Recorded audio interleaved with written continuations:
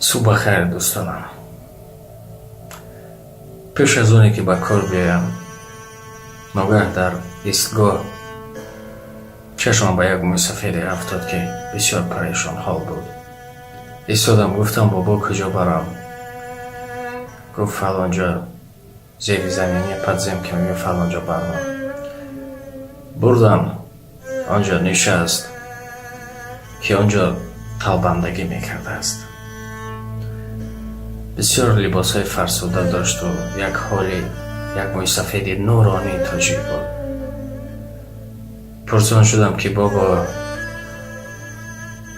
آیا شما فرزند دارید؟ کمتر ایستاد و گفت دارم، 2 فرزند دارم. گفت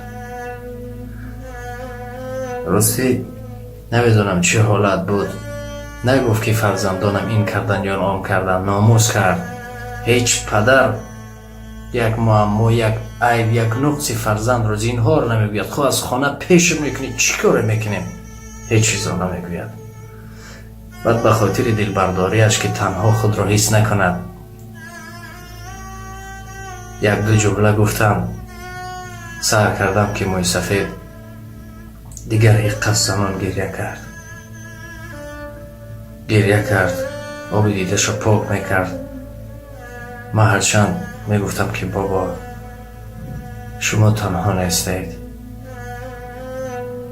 و خدا هستن نفرانی که بسیار بی‌پرواگی میکنند به پدر و مادر. شما یک چیز رو فراموش نکنید که میگن که شاید در فقیری یا چیزی دیگر آدم های میشناسم، من به خدا میلیون میدین تو که پدرشان نزدشان باشد، شل باشد، کور باشد، جایگاه خواب باشد، لیکن پدر باشد. 2 تا نان هم نآورد به خانه، موی سفید پدر این یک فیض دارد در خانه.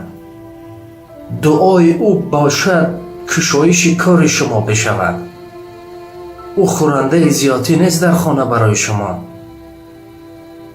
چون میگفته موی سفیدان ما پدران اینا یک فیض دارن، شاید به شرافتی این پدر کار شما پیش میرفت یا چیزی دیگر.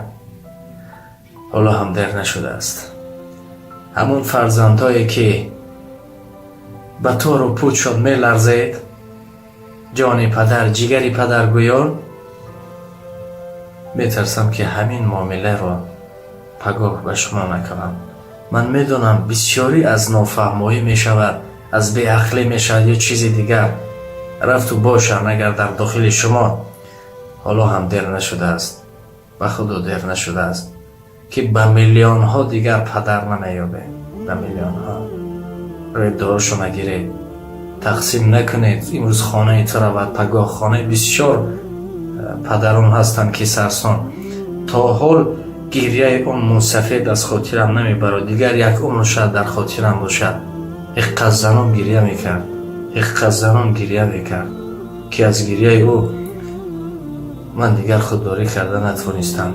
همون موی سفید در این سن سال باید در جایگاه نشینه، در روی کروات نشیند، به مانند پدران ما چای بنوشد از دست کلین ها یا که از دست فرزند ها.